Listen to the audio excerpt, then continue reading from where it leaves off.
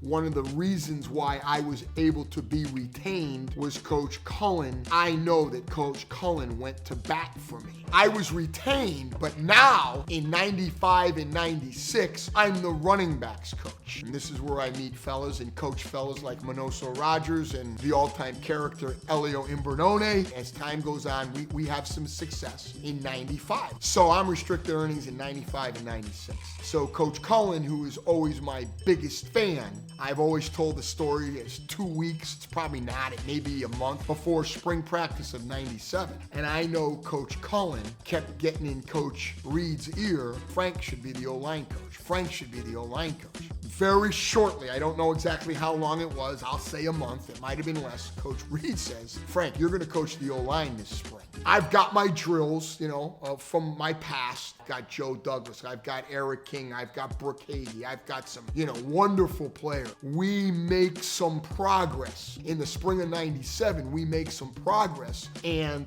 I believe the way the story is told, some of the kids went in, the Eric Kings, the Brooke Hagees, some of the older guys, and they're like, Coach, keep Coach Leonard, as the offensive line coach. So I was restricted earnings.